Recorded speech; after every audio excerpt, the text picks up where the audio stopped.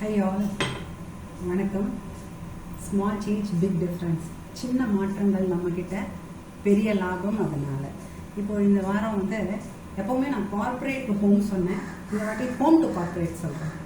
இப்போது நமக்கு ரசம் எப்படி வைக்கிறது, சாம்பார் எப்படி வைக்கிறது, பருப்பூசி எப்படி பண்ணுறது, இதெல்லாம் நாலேஜ். நம்ம யூடியூப்பில் கூட பார்க்கலாம், நிறையா குக்கிங் கிளாஸஸ் கூட அட்டன் பண்ணலாம். இதெல்லாம் நாலேஜ், ரைட்?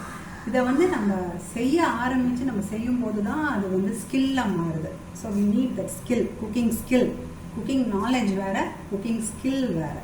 அதெல்லாம் விட ரொம்ப முக்கியம், சமையலில் இன்ட்ரெஸ்ட் இருக்கணும், 4 பேருக்கு டெய்லி சமைச்சு போடணுங்கிற அந்த நல்ல ஆட்டிடியூட் இருக்கணும். கரெக்ட். என்னோட ஃபேமிலிக்கு நான் பாசத்துடன் with all love and affection நான் தான் குக் பண்ணுவேன் அப்படிங்கிற அந்த எண்ணம் இருக்கணும்.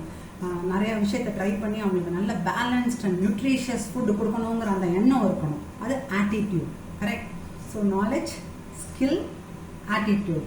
4வது அதர் டிஸ்ட்ராக்ஷன்ஸ். இப்போ நம்ம ஒன்றுமே இல்லைங்க, கிச்சனில் குக் பண்ணும்போது யாராவது பெல் அடிக்கிறாங்க, இல்லை சும்மா மொபைலை எடுத்து நோண்டிட்டு இருந்தோம்னா, என்னோட நோண்டி பாருங்கள், மொபைலை எடுத்து நோண்டிட்டு இருந்தோம்னா அது டிஸ்ட்ராக்ஷன். அப்போ அந்த குக்கிங் சரியாக வராது. எக்ஸாம்பிள், எண்ணெயை ஊற்றிருப்பீங்க, கடுகு போட்டிருப்பீங்க, அது தாலி கடிச்சு எப்படி உளுத்தம்பருப்பு கையில் எடுத்துருப்பீங்க தாளிக்கலான்ட்டு, அதுக்குள்ளே யாராவது பெல் அடிக்கிறாங்க, இல்லை மொபைல் பிங் அப்படின்னு ஒரு இது வருது, அப்புறம் பார்க்கலாமே இல்லாமல் உடனே இதை உளுத்தம்பருப்பை வச்சுக்கிட்டு ஃபோனை எடுத்து பார்த்துட்டு இருந்தீங்கன்னா இது தீஞ்சு போயிடும். Correct. So distractions. So knowledge, skill, attitude and other ரீசன்ஸ்னு வச்சுக்கலாம். இப்போதைக்கு டிஸ்ட்ராக்ஷன் பற்றி தெளிவாக இன்னும் நிறையா இருக்குது. கார்ப்பரேட் டிஸ்ட்ராக்ஷன்ஸ் அது அப்புறம் பார்ப்போம். இதை அதர் சோர்சஸ் ஆஃப் டிஸ்டர்பன்சஸ்னு வச்சுக்கலாம்.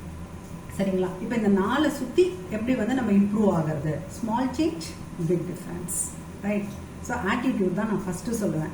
அது ஹோம் ஃப்ரெண்ட், கார்ப்பரேட் ரெண்டுமே நம்மளோட ஆட்டிடியூட் பாசிட்டிவாக செய்யணும் அப்படிங்கிற அந்த ஒரு பேஷன், உற்சாகம், செல்ஃப் மோட்டிவேஷன் இருந்ததுன்னா நல்லா பண்ண முடியும். கையில் ரொம்ப நேரமாக அதை பிடிச்சிட்ருக்கேன் உங்களுக்குலாம் காட்டுறதுக்கு. என்னென்னா, ஒரு சின்ன மாற்றம் ஃபார் ரசம் சொல்லட்டுமா?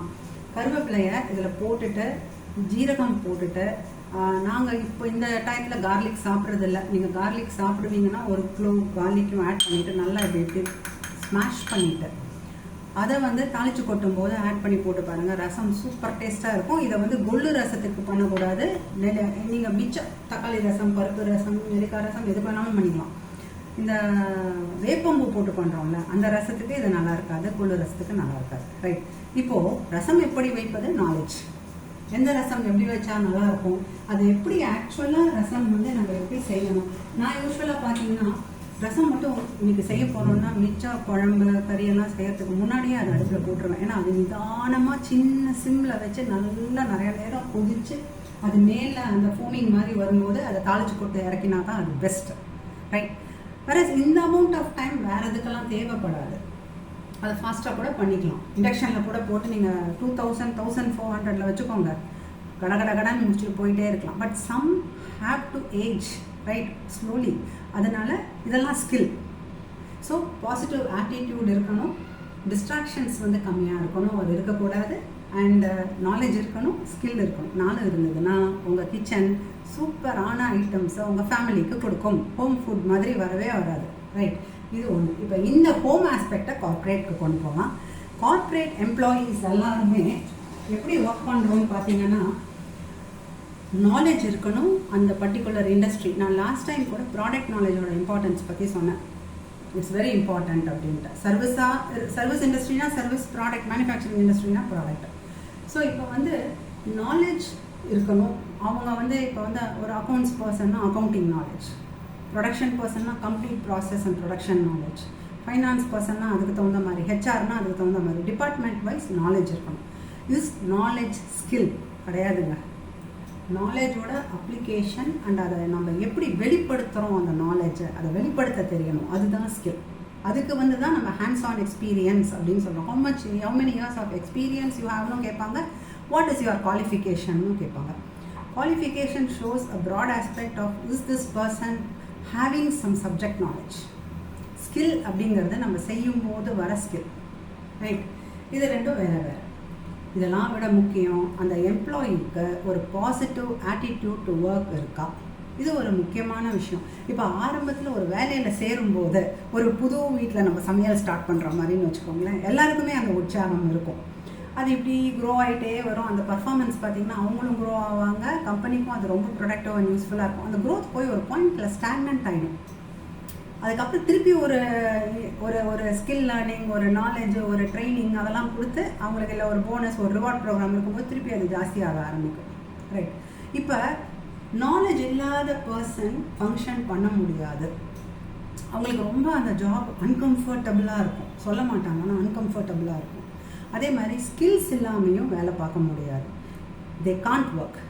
பாசிட்டிவ் ஆட்டிடியூட் இல்லாமல் கண்டிப்பாக எதையுமே செய்ய முடியாது. ஏன்னா நாலேஜ் ஸ்கில் கற்றுக்கணுங்கிற எண்ணமே இல்லைன்னா. 4வது other distractions. KSA, knowledge skill attitude இருக்கும் அந்த எம்ப்ளாயிக்கு. ஆனால் தற்சமயம் ஏதாவது ஒரு டிஸ்டர்பன்ஸ் இருக்கலாங்க. இப்போ ஒரு வீட்டில் ஒரு குட்டி பாப்பா குழந்தை பிறந்திருக்குன்னு வச்சுக்கோங்களேன். அந்த எம்ப்ளாயி வந்து he or she நைட்டு நிறையா தூங்காமல் அந்த குழந்தைக்காக அது அழுதுன்னு சொல்லி முழிச்சிட்டுலாம் இருந்தாங்கன்னா கண்டிப்பாக அதோட ஒரு எஃபெக்ட் வந்து மார்னிங் ஹவர்ஸில் அவங்க ஒர்க் பண்ணும்போது வரும் இல்லையா. ஆனால் இது பர்மனண்ட்டாக இல்லை, it is temporary. 3 months 6 months சரியாயிடுவாங்க. ரைட்.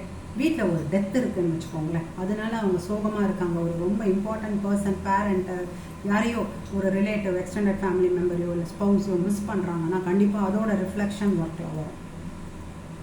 கல்யாணம் ஆகிடுத்து, டைவர்ஸ் ஆச்சு, இப்போ டைவர்ஸ் தான் ரொம்ப காமனாக இருக்கேன். இதெல்லாமும் it has a effect on the person. Correct.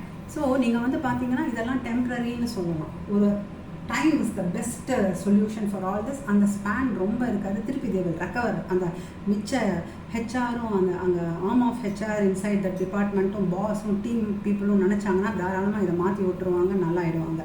Right. So அதுதான் அதர் டிஸ்ட்ராக்ஷன். சில பேருக்கு வந்து அவங்க ட்ராவல் பண்ணிட்டு வர அந்த டிஸ்டன்ஸ் கூட ப்ராப்ளமாக இருக்குன்னு நான் கார்ப்பரேட் ட்ரைனிங்கில் நிறையா பேர் என்கிட்ட, அதுவும் விமன் எம்ப்ளாயீஸ் நிறையா இதை பற்றி சொல்லியிருக்காங்க. நான் ரொம்ப தூரம் தள்ளி இருந்து வரேன், அந்த காலத்துலலாம் பஸ் எல்லாம் இந்த மாதிரி ஈஸியாக ஒரு யூபர், ஓலா, ஒரு ஆட்டோ அந்த மாதிரி ஃபெசிலிட்டிஸ் எல்லாம் இருந்தது கிடையாது. அப்போல்லாம் நான் ரொம்ப கஷ்டப்பட்டிருக்கேன் அப்படின்னு நிறைய பேர் சொல்லியிருக்காங்க.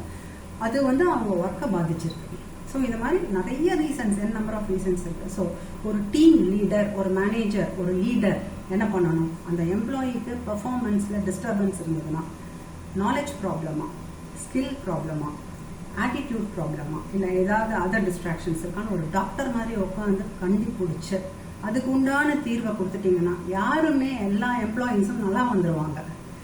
இப்போ அந்த ரூல் அவங்களுக்கு சூட்டபிளாக இல்லைன்னா கூட அவங்களுக்கு தூக்கி வேறு ரூலில் போடலாம். அந்த KS மேட்ச் ஆகிற மாதிரி இருந்ததுன்னா யாரையும் வீட்டுக்கு அனுப்ப வேண்டிய அவசியமும் வராது. ரைட். ஒரு சான்ஸ் கொடுத்து அந்த ஏஐ கூட கரெக்ட் பண்ணி பார்க்கலாம், நீங்கள் ஆட்டிடியூடை கூட கரெக்ஷன் கொடுத்து பார்க்கலாம். ஸோ சின்ன சின்ன மாற்றங்கள் கொண்டு வரதுனால பெரிய லாபம் இருக்குது. Thank you so much. இதை பிடிச்சிருந்ததுன்னா, போத் ஹோம் அண்ட் கார்ப்பரேட் பிடிச்சிருந்ததுன்னா ஷேர் பண்ணிக்கோங்க. நான் வந்து ஹோமில் ஆரம்பித்தேன். ஏன் தெரியுமா? லாஸ்ட் டைமே சொன்னேன்ல, சமையல்னா தான் நிறையா பேர் பார்க்குறாங்கன்ட்டு. பாருங்கள், எனக்கு போன வாட்டி ப்ராடக்ட் பற்றி பேசினதுக்கு 100 தாண்டி வியூஸ் கிடச்சிடுது. இது வந்து நான் கார்ப்பரேட்டை ஒண்டி பற்றி பேசியிருந்தா கிடைக்காது. ஸோ சமையலை நுழைச்சே ஆகணும்னு நினைக்கிறேன். Thank you so much. Thanks for sharing.